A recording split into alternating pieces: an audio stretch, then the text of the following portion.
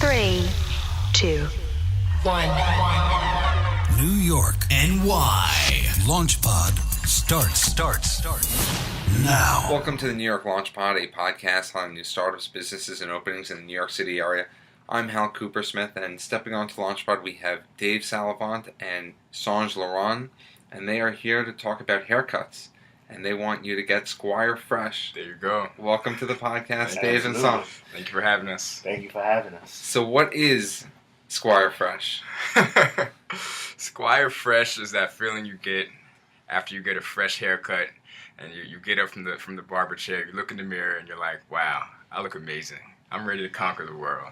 That's Squire Fresh. Yeah, it is. And, with Squire, now you don't have to, after you look Squire Fresh, you don't have to go in your wallet and feel that pain of paying for something. It's that Uber-esque experience when you just get out the car and leave and everything is done. So that's pretty much what we're trying to provide. That feeling carried on outside of the barbershop or carried from the barbershop. So you guys developed an app called Squire. Mm-hmm. What is it? So Squire essentially is an app that makes it as easy as humanly possible to get a haircut. So the whole process is streamlined from finding a barber to actually scheduling or booking the appointment to paying. So you can do it all from the convenience of your mobile phone, a few taps of the button and it's done, and then you can just go in, get your haircut, and then just walk right out. In addition to that, that's the consumer-facing portion of Squire, where we actually built a robust SaaS platform for barbershops to make it easy for them to monitor the schedules, split commissions, and anything of that sort, just from a barbershop management standpoint. So for the consumer, it's an Uber for haircut, but for the barbershop, it's software service. Software service, Mm-hmm. Yeah. Manage the calendar, Yep. set up schedules, marketing tools, data analytics for the barbershop. So how are barbershops working now? It really varies. There's a lot of different types of shops. Everything from the more, I would say, shops with a lower price point to the really high-end shops where haircuts can cost $50, $60 easily. And it varies. So some shops use pen and paper. Some shops have adopted or adapted salon technology, salon software or spa software, and since that was the only option for them, they made it work for a barbershop, and kind of everything in between. A lot of barbers will manage their schedule just using their cell phones. They'll text their customers back and forth. You text your barber and say, oh, are you available at 2? Yeah, come by, and you get there and he has somebody in the chair ready. Oh, they just wait a little bit. So that's kind of what you see. There's a big spectrum of what people use in terms of technology. And by and large, it's very inefficient. Barbershops are probably the number one small business for man-run small business in America. And, for having so many barbershops, it's really archaic. And technology has not come to barbershops and really changed the landscape like it has done for other industries. And that's what is the goal with Squire, to just change the way of doing business in barbershops. Are you targeting the low end and the high end? All barbershops? All barbershops. So we have a solution for the low ends, and we also have a solutions for the big enterprise customers. So we want to be a one-stop shop. If you're a barbershop, you should get Squire. Is it the same solution? No, it's different. So what we built first was the app, the mobile app, and that's out of the box. It's ready to go. A barber that manages his own. First, let me take a step back. There's two types of barbershops. There's shops in which the barbers are independent. They essentially run their own business. They tend to rent the booth or the chair that they operate out of. And then there's barbershops where the barbers are more like employees, and they have usually a commission split with the owner. And those tend to be the more high-end shops where there's a front desk person. So first, the mobile app that we built was ready to go for the independent guys. They could download the app and start running their business from their mobile phone immediately. As we were testing with them and learning from them, we realized that if we wanted to build something for the more high-end types of shops, the mobile app itself wouldn't work because we would need to provide technology that would enable the front desk person to manage all of the barbers. So at that point, we decided, okay, we're going to have to build something else here, and we built a really, like Dave said, a really robust tool for them that's web-based. So it's a web app that enables barbers, shop owners, and the front desk managers to manage all the barbers in the shop. How long did it take for you to develop everything? I left business school. Song quit his job as a corporate attorney. And we really started, we've been pondering with the idea basically in 2014, but we really went, kind of like ham, so to speak, in January of 2015. So we were trying to find technical talent to build our application, but we also, so we found our third co-founder in, I want to say May of 2015, and we've been building nonstop ever since. From the technical side, our app has about 57,000 lines of code. It's built in Objective-C, and we have about 12,000 lines of cloud code. And that's just the mobile app, but the web app that we built for these kind of like admin barbershops has a whole bunch of code as well. So our technology, I would put in front of, put to back against anyone in the same space as us, because our specs and what we are doing is really credible. So you have a developer? Yeah, it's a CTO, and third co-founder. And what are your roles? We handle everything but coding, pretty much. So sales, business development, just overall strategy. Those are just things we work on day to day. And he built us an amazing product, but now it's our job to get it out to the masses. And sell it. And how are you getting barbers and customers? Hand-to-hand combat. So essentially, the good thing about barbershops is the fact that the owner-operator and the decision-maker is right there. So you can actually go to the barbershop and you can speak to the decision-maker right away. And either he likes you or he doesn't like you. But we pretty much kind of got our sales strategy down right now, and it's a no-brainer for them. Do you want to make more money? And if they say no, I'm confused. What small business doesn't want to make more money? So that's how we first get the conversation started, and we have a pretty high success rate of talking to barbers and getting on the platform. At least one barber on the platform. Right. Who wouldn't want to make more money? Mm-hmm. But what are you saying to them to say Squire is going to make you more money? There's no risk. If you have no risk, why not? And we can prove out our thesis of sending them new customers. Yeah. We're confident that we can do that. And when we do send them new customers, now they're like, okay, you sent me new customers, so I know you're not kidding around. And so there's two ways that barbers can make more money. It's obviously new customers, and then it's retention of their old customers. So those are two areas that we think we're really strong in. We believe, if you make something easier and a better experience, people will be more likely to do it. It's pretty basic, but it's true. So what we're doing is we're making the process of getting a haircut just a lot easier, and it's a lot more pleasant experience. And for their current customers, when they use Squire, it's going to be more likely that they'll continue going back to the barbershop and that they'll even go back more often. How are you getting new customers? There's several ways of getting new customers. We're not reinventing the mold. Look, we're a marketplace, right? So before anything else, you have, it works. Referral credits work. Networking works. Promotions work. So those are some things that we're trying right now. And to be honest, some have been more effective than others, but they hold true normally. So we just, trying different things and see what sticks. Mm-hmm. One thing that we're doing is partnering with a lot of co-working spaces. So we're working with a lot of different WeWork buildings and some other co-working spaces as well. And we bring the barber to the space, and then members can actually book to get a haircut at work, and then they just do it through Squire. So every time we do one of those events, and we're doing quite a lot of them, we're getting new customers, we're getting traction, we're getting transactions going through our platform. And then what we're finding also is that a lot of the times we'll do a pop-up shop, and a customer will book there, and then they'll actually go on and continue using Squire outside of the pop-up shop environment at the actual barbershop. So it's a good customer acquisition channel, and it's a good way to spread awareness of our brand. And meet people, because, obviously when you deal with co-working spaces and tech companies, you're dealing with, people that are in tech, people that are become like evangelists for your product. They know other people in tech. They make intros for us. So it's a good way to,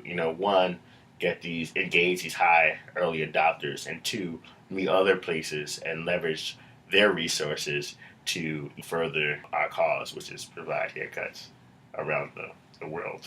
So how does the app actually work? It's super simple. So you'll download it. When you open the app, first thing you're going to see is it's going to pull up all the barbershops that are closest to you based on your location. And you can also see the rating for each shop. Then you select the shop you're interested in, and you'll see all the barbers that are there. Select the barber, and then whatever services that barber provides will be listed. Select the service, and then you can see the times that barber is available, and then you select the time. And if you want to pay, you can either tip beforehand or you can tip after, and that's it. And then you just press pay and it's done. We've integrated Apple Pay, so if you already have Apple Pay set up, which most iPhone users do, you don't actually even have to put in your credit card information. It's that simple, and then it's done. You'll get a text message 15 minutes before the booking reminding you that it's time for your appointment. Yeah, and then you also get like a calendar invite, so you can add it right to your calendar, so you won't forget. Because this is built for the modern man that has stuff going on, and we're in the business of selling haircuts, but more importantly, we're selling time, and time is invaluable. So that's what we really want to focus on, is just making sure you look good and making sure you save time. And that's really where the concept of Squire really originated from, is because this is a pain point that we both experience. Like you said, I was a corporate attorney working crazy hours. He was in finance and Wall Street. And when you get to a level, in your life where your time actually does become really valuable, waiting at the barbershop is something that you just can't accept. And there were times where I've waited an hour to get a haircut before because I had to. I didn't have a choice. I literally needed to get a haircut and had no option but to wait.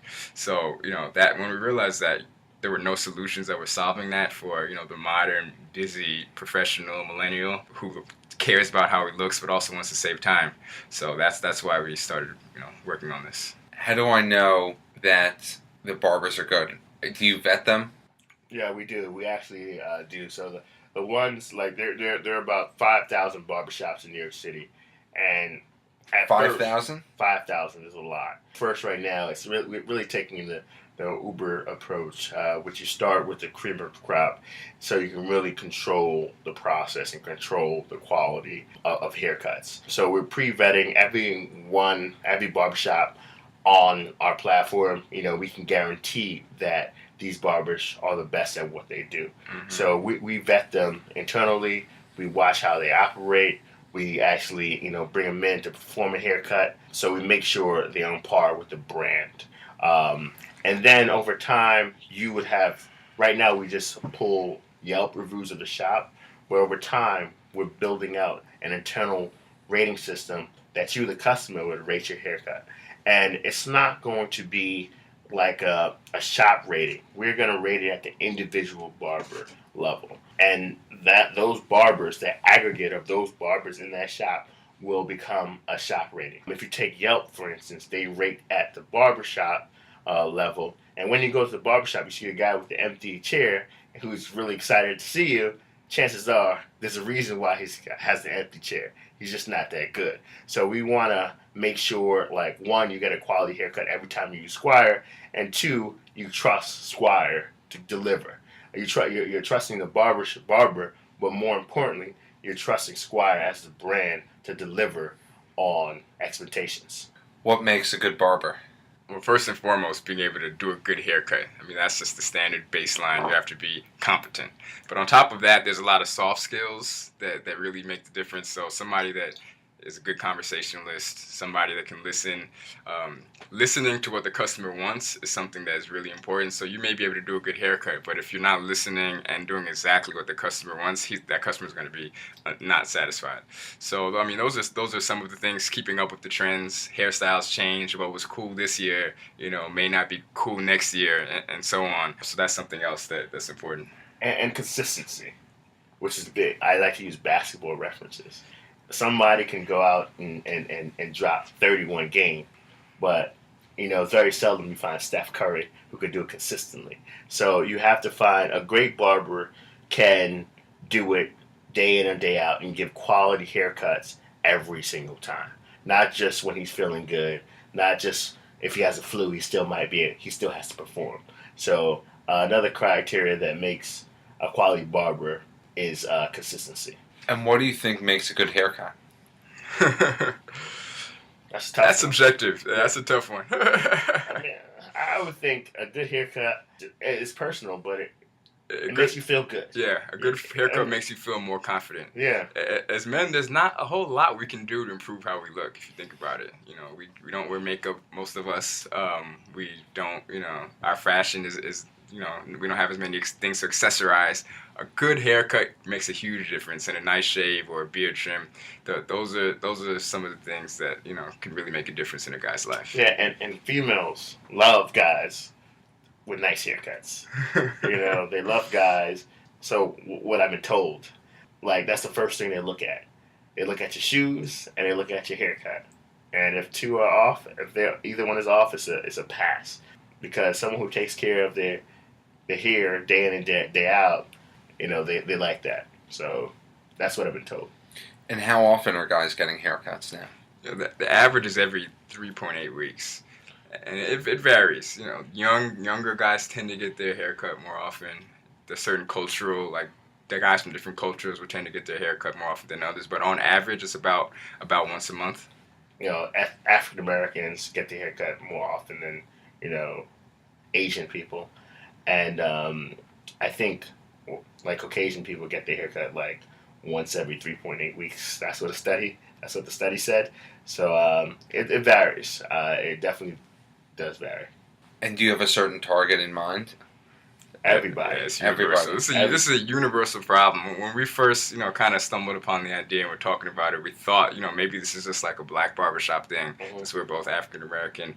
But as we started doing more research, talking to our friends who weren't black, and just really looking deeper into it, we realized this is something that all guys experience. So we've been very purposeful in not, building something or not catering to any specific group. It's really all men. Any particular age range? My nephew is about 15 years old, and he doesn't know what calling a taxi is. All he knows is Uber. And, as Uber and Snapchat. And as these guys keep on coming up, and these millennials, these new millennials, get older, that's all they know. So we're targeting, anywhere from 16 to like 45. We were targeting a guy whose mom, the teenager whose mom, they don't want to give them cash, but they can just book an appointment for them. We're targeting the Wall Street guy who gets off at 7:30 and only has a half hour before dinner. We're targeting the guy who has a date with his new girlfriend for Valentine's Day. We're casting a wide net, and we really want to get guys who care about their appearance and value time. And I think modern millennial men, that's what they do. They want to look good, and they want to get things done quickly, and they just want to carry on a day. So that's our target demo. Right. It's so annoying right now. You don't know, even if you do have a barber, you don't know when they're free. Mm-hmm.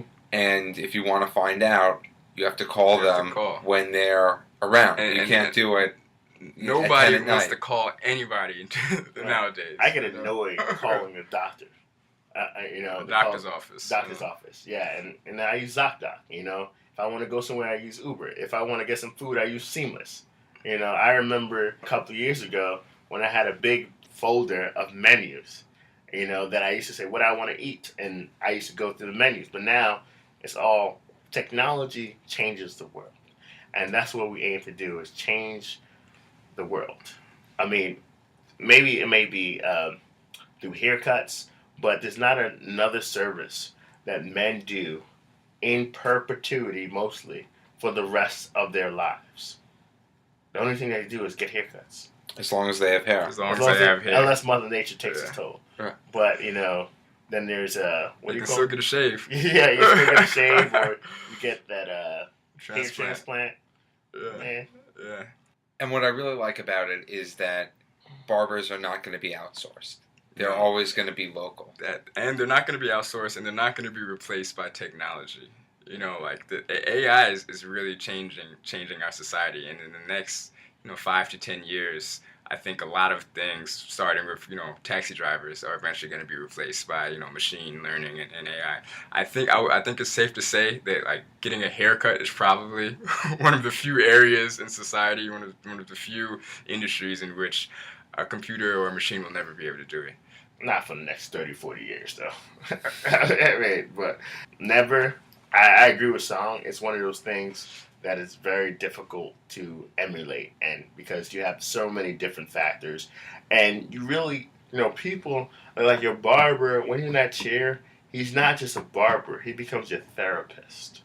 He becomes the person that you talk to about your problems, about what are your aspiration. Like the first time you get it, you get it. Like and I'm in the shops all the time, and someone would speak to this is that they ask first time interaction, what do you do?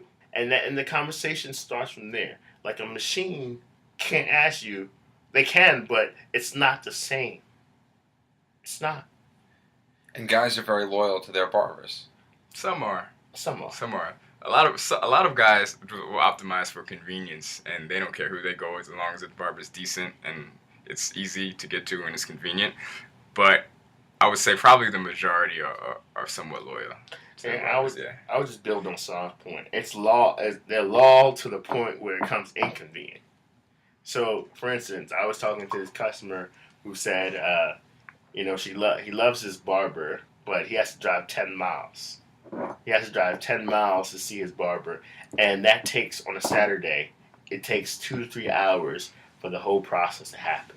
See, he's loyal, but he's willing to switch because it's so inconvenient. And then there's some guys that are so loyal, blindly loyal, that they don't care how inconvenient it is. Some guys will cheat on their wife before their barber. Yeah. And those kind of guys are just going to be ride or die. And they'll wait 2 hours, they'll travel an hour to get to their guy. Yeah, like I hear some stories. Some guys come from Connecticut to see their barber in the Lower East Side. I mean, religiously, and you gotta clap it up to these guys because I wouldn't do that. But for some, it's a very sacred relationship. Yeah, and that's why what we built is not predicated on switching barbers. Mm-hmm. So if you have your barber, your person who you stick with and you're loyal to, that's fine. We're just going to make your relationship with him even better. We're going to make we're going to remove the transactional element out of it, so you can just focus on the human element, connecting with your barber, and not have to worry about digging in your pocket for cash and how much you're going to tip and all that. It's all taken care of by our app. How did you guys come up with the idea? we were squatting at Columbia in their SPIA office, because Songe and I lived in Harlem at the time, and we were just, we were going out, young, somewhat successful people in New York, going out, spending all this money on stuff like bottle service and other things, and we thought that we should come together and think of something. And, when you think of an idea, you have to start with a problem we feel, like a problem you have. And it was one of those things, it's really annoying? Getting a haircut.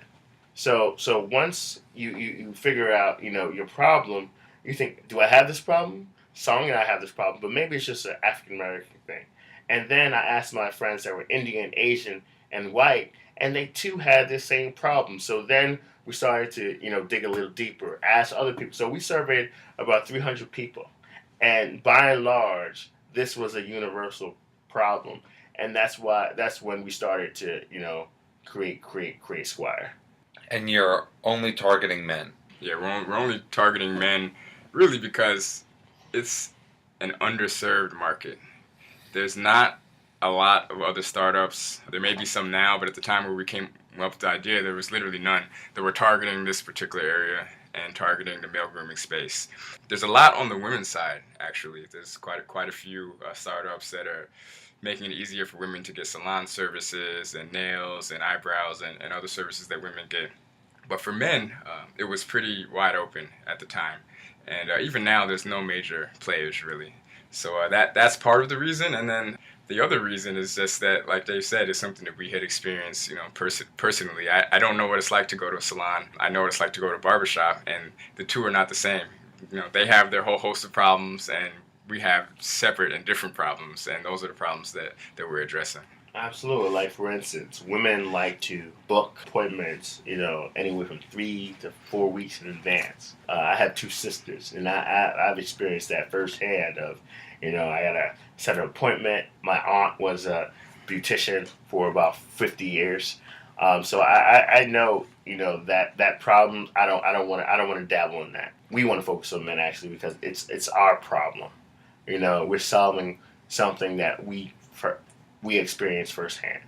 And I think when it's your problem, you get a certain level of passion around it, that you're really trying to solve something or fix a system that's broken for you.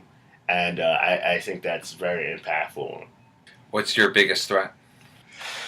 Balding men. Mother Nature. No, I mean, our biggest threat, just, a lot of these guys are somewhat, on the independent side, are somewhat adverse to, like, paying taxes. By and large, it's a cash business, but I don't foresee that as a problem. Only a obstacle, and obstacles, you jump over obstacle. And we feel that, our value add of bringing these clients new business, making their customers come more frequently, outweighs that. I mean, if you get audited and you see your book and you have a full book, a calendar, a fully booked calendar, and you're only claiming 1/10 of what you make, chances are you're going to jail anyway. But by and large, that's been our biggest hurdle. But like I said, we're proving out that it works. We're sending these guys new customers, and we're actually delivering on the promises that we made, and it's going well. Yeah, and barbers, they understand where society's going in terms of mobile commerce, in terms of credit card usage, and they use Uber themselves. They get it. So there is, some convincing that needs to be done on the taxes front, but over time, we think that's going to be less and less of an issue as more people, just move to a cashless society. I was going to say that probably some barbers just like being cash for whatever reason. Maybe they work at different shops or everything else. It just makes life easier for them. In addition to just kind of becoming more of a cashless society, Mm-hmm. I mean, how are you going to convince them, okay, this is really going to drive that much more business to you? By doing it. Yeah, by doing it. Yeah, proof in the pudding. Like this one shop, we drove 10 new organic customers to them in January. We actually drove 2 new clients to this one barber in a barbershop today. So we know internally the statistics. We know the data. And we're not trusting just like gut feelings. Everything, we're data driven. So we know that the average guy gets a haircut every 3.8 weeks. We know that the average haircut is $30. We know that the average guy sticks with his barber 6.5 years. So if we do the math, every client we send you, and our retention rate on our platform right now is 53%. So basically, every client we send you, that's about anywhere from $2,100 to $2,400 in LTV, long-term value, we're actually putting in your pocket. How much is that worth to you? So are there barbers just sitting around now that don't have customers, and you're unlocking these? Absolutely. Yeah. So something else that we foresee doing is that barbers have high times and low times, like most service in areas. And, during certain days, during certain hours, they'll just be sitting around literally with nothing to do. So the idea is that by using Squire, we'll be able to enable them to monetize their downtime over time, because we're going to learn that, okay, on this day, you're not getting this many transactions. You should reduce your fees during these hours to drive more traffic, so that their customers will be more spread out throughout the day, and they won't have that just lagged of during the downtime where they're not cutting anybody's hair, because that's the worst thing for barbers, having nobody in the chair. That's what they want to avoid at all costs. Or having 3 people who want to be in the Exactly. So do you know right now what are the peak times and the peak days? Yeah. Probably Thursday, Friday, Saturday. Yeah. Anywhere from like 4 to 8 is probably optimal. On Saturday, probably like 11 to 5. Yeah, because it makes sense. The guys want to go out. The weekend's here. They're trying to look Squire Fresh for the weekend. And normally you'll notice that barbershops, if they're closed, they close Sunday and Monday because there's no business. How do you guys make money? That's the question. So what we do is we charge a small transaction fee that is shifted to the customer, and it will end up being nominal, end up being less than $1 usually, between $1 and $1.50 at most. The reason is that the customer, our thesis is they'll be willing to pay for the convenience, pay to save the time, and it's something that they're only going to incur once a month on average. Whereas if we were to charge the barber per transaction, that could be pretty burdensome since they have so many transactions each day. Mm-hmm. And in addition to that, for the SAAS platform that we're going to have for the more high-end shops, we're going to charge a monthly subscription fee as well. Yeah, I mean, and to Songe's point, barbershops, the average, like I said, we know that they get haircuts. Guys get haircut 1 time every 3.8 weeks. And, if you tack on $1, that's not hurting someone. But if a barber does 50 haircuts, that's $50 in lost revenue every single day. So we think it's better to charge the consumer a nominal fee on a monthly basis. And you kind of alluded to this, but what are each of your backgrounds? So before this, I was a corporate attorney doing M&A and corporate finance at Skadden's, big law firm based in the city. And went to Yale for law school, UCLA for undergrad. And that was it. Right before this, I was in business school at the University of Wisconsin-Madison. Prior to that, I worked in financial sales at AXA, wholesaling their annuity products. And then prior to that, I was at JP Morgan, and I graduated from the University at Albany. I'm a local kid. That's my background. And how did you two meet? Oh, I used to throw epic house parties in Harlem. Epic. They actually kicked me out. That's how epic they were. I had this crazy, it was the height of the recession, so I got this apartment that was probably valued triple for 1/3 of the cost, and it had about 1,800 square feet, outside patio, duplex, with the spiral Fresh Prince of Bel-Air staircases, and I used to throw epic house parties, literally 400 people, had a DJ set up downstairs, and then we just met through there, and Songe has been one of my best friends ever since. So. Met at your house party. Yeah, or around there. But I mean, that's pretty much. It was at some party. I don't remember where it was. But I had to throw the bug in for the epic house party. Yeah, he threw epic house parties. I don't know if we met at one of those, but we may have. Yeah. And how are you dividing the responsibilities now? We pretty much do everything. Kind of like jack of all trades. Songe does everything. I do everything. Anything he doesn't do, I do. And it's just kind of like with a startup, there's so much stuff to do, just do it.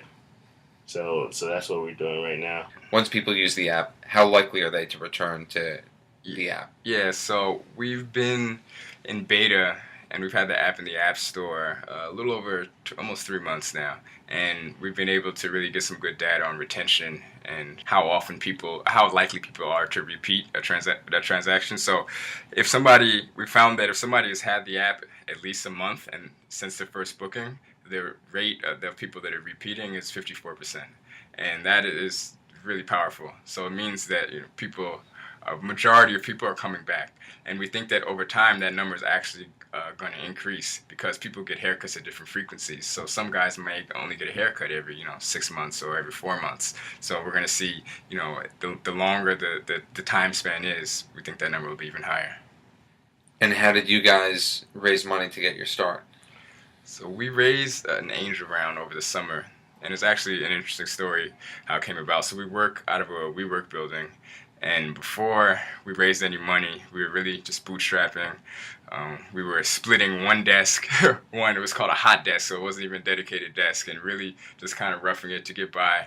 And we had the idea of, it would be cool if we brought barbers to like WeWork and had like members get their haircut. So Dave happened to have met one of the executives at WeWork one day over and they had got drinks and so he had a good relationship. So we talked to him about it and they were like, yeah, you know what, come pitch us on the idea. So we did a bunch of research, we surveyed members, we had all these reports and everything ready to present our case of why this would be a good partnership. And we did that and they agreed.